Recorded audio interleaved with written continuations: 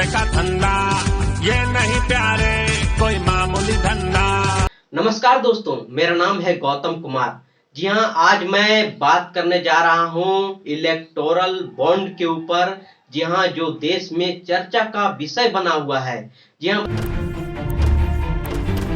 Bharatiya Janata party को approximately 6,000 crore के bond मिले हैं। टोटल बॉन्ड 20,000 करोड़ के हैं, तो 14,000 करोड़ के बॉन्ड कहाँ गए? भाजपा के पास है, 14,000 करोड़ रुपए विपक्ष के पास है। झूठ बोलो, बार बार झूठ बोलो। बता दें कि कुछ दिनों पहले ही सुप्रीम कोर्ट ने इसे असंवैधानिक घोषित कर दिया है। जी हाँ दोस्तों, असंवैधानिक मतलब कि अब इलेक्टोरल बॉन्ड योजना जो थी उसको निरस्त कर दिया है। और मैं इसी के ऊपर बात करने जा रहा हूं, जो बीजेपी के ऊपर इस पर लूटपाट का आरोप लगा है, भ्रष्टाचार का आरोप लगा है। तो ये क्या है चुनावी बॉन्ड योजना, ये क्यों आया था और किस मकसद से इसे लाया गया था, मैं ये पूरी विस्तार से आपको बताता हूं। बता दें दोस्तों कि जब मोदी सरकार फर्स्ट बार आई थी 2014 में, इसके बाद से ही इलेक्टोरल बॉन्ड के ऊपर चर्चा चल रही थी और 2017 में इस पर चर्चा चल रही थी। इसी के बीच में चर्चा होते होते संसद से लेकर के सदन तक हर जगह चर्चा चली और फाइनली 29 जनवरी 2018 को संसद से ये इलेक्टोरल बॉन्ड योजना जो स्कीम है इसको पास करा लिया गया है। बता दें दोस्तों कि इस बॉन्ड योजना में कहा गया है सरकार की तरफ से कि ये एक ऐसी योजना है जिसमें आप पॉलिटिकल पार्टी को 2014 के पहले जितने चुनाव हुए,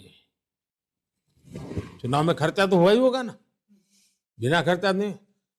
कौन एजेंसी है जो मैं बता पाए कि पैसा कहां से आया था, कहां गया और किसने खर्च किया है? क्या ये तो मोदी ने इलेक्टोरल बॉन्ड बनाया था।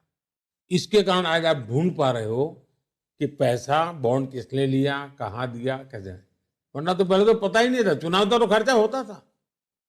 आज आपको ट्रेल मिल रहा है क्योंकि इलेक्टोरल बॉन्ड थे। कोई व्यवस्था पूर्ण नहीं होती, कमियां हो सकती है, उसको कमियों को सुधारा जा सकता है। कम से कम इलेक्ट्रॉनिक बॉन्ड होता तो आपको बस जानकारी होती, यहाँ से यहाँ गया, यहाँ गया, यहाँ गया। से जी हाँ, बैंक के माध्यम से कोई भी व्यक्ति या कोई भी कंपनी किसी भी पॉलिटिकल पार्टीज जो राष्ट्रीय स्तर के हो या क्षेत्रीय स्तर के हो, उनको भी आप यहाँ कर सकते हैं।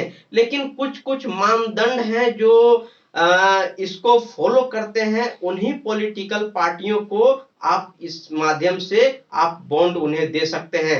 ये बॉन्ड चाहे तो आप भी खरीद सकते हैं और आप भी दे सकते थे, लेकिन ये सुप्रीम कोर्ट ने निरस्त कर दिया गया है।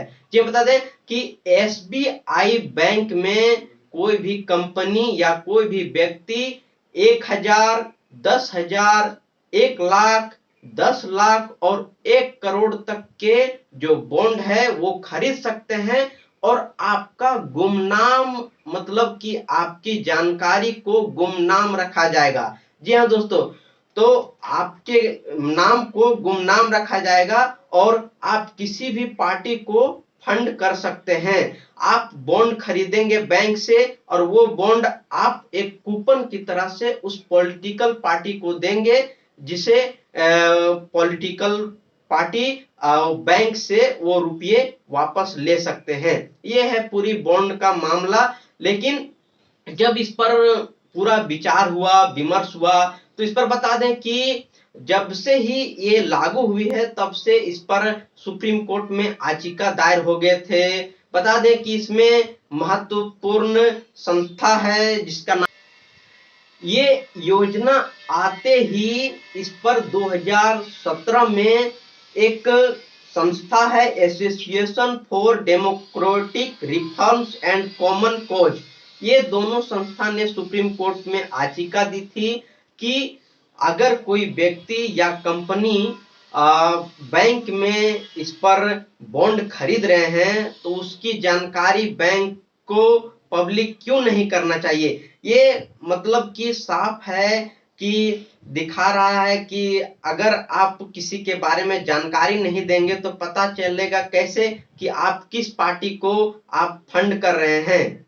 तो ये है। इसके बाद 2018 में कम्युनिस्ट पार्टी मार्क्सवाद भी इस पर याचिका दी थी सुप्रीम कोर्ट में, जिसको लेकर के सुप्रीम कोर्ट में चुनाव से पहले ही एसबीआई को नोटिस भेजा था कि आप जितने भी पॉलिटिकल पार्टीज को आपने फंड दिए हैं या फिर डाटा जो आपके पास है इलेक्टोरल बॉन्ड के ऊपर, वो आप पब्लिश कर दें। तो इस पर एसबीआई ने सुप्रीम कोर्ट में जवाब दिया कि इसे मैं मई के बाद यानी कि जून में करूंगा, यानी कि आप खुद समझ सकते हैं कि चुनाव के बाद करूंगा। क्या ये चुनाव के बाद करने का ही जो बात थी जिस पर एसबीआई को तलब किया सुप्रीम कोर्ट, और इसको चुनावी बॉन्ड को इसको पूरी तरह से निरस्त कर दिया गया है। जी हाँ दोस्तों, बता दें कि 2021-22 में इलेक्टोरल बॉन्ड के माध्यम से लगभग 9,000 करोड़ सामने आए थे कि 9,000 करोड़ रुपए जो है पॉलिटिकल पार्टी को फंड किया गया है, जिसमें से 58% लगभग बीजेपी को, यानी कि लगभग 5,000 करोड़ लगभग बीजेपी को दिया गया था और 900 करोड़ लगभग कांग्रेस को दिया गया था, 700 करोड़ लगभग तृणमूल कांग्रेस को दिया गया था। इस तरह से एक ही साल में इलेक्टोरल बॉन्ड की जो खरीदारी थी इतनी बढ़ गई थी, जिसके ऊपर भ्रष्टाचार नजर आ रहा था। इसी को लेकर के सुप्रीम कोर्ट ने एसबीआई को तलब किया और इसको असंवैधानिक घोषित कर दिया दोस्तों। और बता दें कि इस पर बहुत सारे आरोप प्रत्यारोप चल रहे हैं, लेकिन सरकार का अभी भी वही मानना है कि अगर पॉलिटिकल पार्टी को फंड करना है तो यही एक माध्यम हो सकता है, लेकिन अगर उसके बारे में जानकारी अगर बैंक नहीं देती है, आप भी अगर एसबीआई से जाएंगे बॉन्ड खरीदने तो आपकी जानकारी गुप्त रखी जाएगी। आप सिर्फ केवाईसी कराए होंगे तो आपको भी वो बॉन्ड मिल जाएगा, लेकिन फिलहाल तो निरस्त है। ये रही इलेक्टोरल बॉन्ड की पूरी कहानी। लेकिन क्या इस पे आप भ्रष्टाचार को मानते हैं? अगर मानते हैं तो आप हमें कमेंट के माध्यम से बताएं जरूर। Thank you so much.